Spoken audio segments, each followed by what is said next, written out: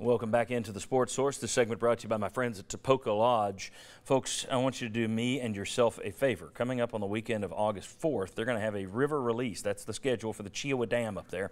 Visit topoco.com today or call this week to get reservations, whether that's a reservation in their suite, a reservation in their cabins, or just at the Topoco Tavern for a meal. Rafters, kayakers going down the river. The water's up. It is a fun place to be. Check it out on the river release weekend if you can get reservations. Get up there that week. Get up there any week. Topoco.com to learn more. It is a heck of a place, and if you haven't seen it, you need to. Got a couple of SEC Media Day questions for you very quickly. First of all, where is Tennessee going to be picked to finish in the East this week? No better than fourth. I mean, and I think fourth is what I would say. You think they'll be picked fourth? I'm torn between fifth and sixth. I think they get the benefit of the doubt against Vanderbilt. I think it comes down to whether the media believes they can top Kentucky, because Kentucky's a tough team to gauge. They've got some talent coming back, but can Tennessee overtake them? Yeah, I think it's fifth ahead of Kentucky and Vanderbilt, but I agree with Ryan. I think it's between Tennessee and Kentucky. Fifth. I would go fifth or sixth. I would be surprised if it's fourth, but you can make the argument for it, but I would be surprised. Yeah. I wonder if they give them the seventh place votes. Yeah.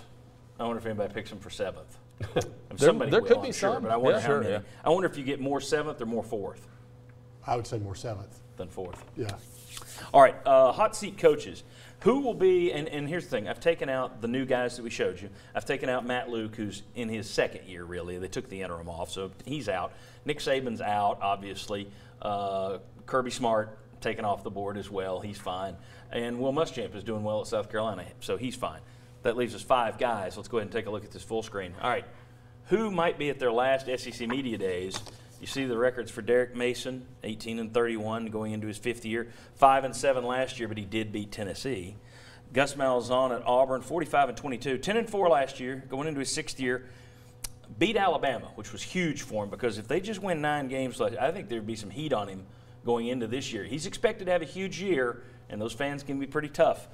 Barry Odom at Missouri, he actually made progress last year. This is just his 3rd year. He's 11-14 overall, but he was 7-6 last year. Ed Ogeron, Will Overstreet's favorite, 15-6 overall, 9-4 last year. He's entering his 3rd year. Mark Stoops, 26-36, entering his 6th year, 7-6 last year. But here's the thing, that last number, that plays a role too. Yeah. I mean, he's got to love that buyout. 14.7 as of April 1st. That's according to the USA Today coaches chart online. Gentlemen, out of that list, is there anybody who you think is going to be making their last Media Days appearance this week? Ed Orgeron. Okay, let's come back to the crew here. That's the one that you hear the most talk about in recruiting circles, people wanting to wait and see what LSU does this year. I don't know that they necessarily fail and just completely fall on their faces, but I do think it's set up to where if LSU doesn't have a pretty good year, there might be just enough people tired of Ed Orgeron that they say, you know what, we need to make a clean break and get somebody in here who's a little more proven. After that, it'd be the second 3-year run he's had in the SEC, because he got 3 years at Ole Miss, I believe, before they ran him out. Yeah. But here's the thing, he won 9-4 last year, and they just spent a huge bundle on Les Miles, and this is an $8 million buyout. I'm not arguing with you. That's why I put him on the list. But that money, right after the money they threw at Miles, may be too much for it. Everybody that ever know that I've ever been under a program with Ed Orgeron always said he's great in his first 2 years. Everybody believes him, and the rah-rah works.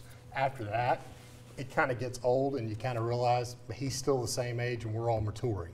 So I really think he's going to have a hard time. I think he is definitely on the list of guys, because I think he just has one of those experiences. He's just one of those types of personality. He's there for a few years, and then it just starts rubbing you the wrong way every way possible. If Derek Mason has a bad year, do you think Vanderbilt parts ways? I don't think just yet. I mean, there's been enough good things there, and it's Vanderbilt. Not to put that down. No, but, I mean, he's done. Look at his success against Tennessee. David Williams is a very underrated athletic director at Vanderbilt. I think he's one of the best in the conference. Actually, when you look at the guys he's hired in the past, Mason hasn't worked out to date, but he's found some good coaches in the past. But he's also patient with his guys. I think he knows, as you say, I think he knows what Vanderbilt's place is. And if you've got something steady, let's stick with steady. A dark horse to me might be Barry Odom. I know he's got a first-round pick at quarterback and potential first-round pick at quarterback and Drew Lock. But if anyone falls back down as a result of Tennessee or anyone making a jump up, it could be Missouri. I think that's the low buyout. I think is a factor too. I think if they were frustrated with him last year until they got hot down the stretch. So keep an eye on that one. Yeah, Missouri has a new offensive and defensive coordinator as well. So who's the offensive coordinator there? Yeah, Derek Billy, the offensive coordinator.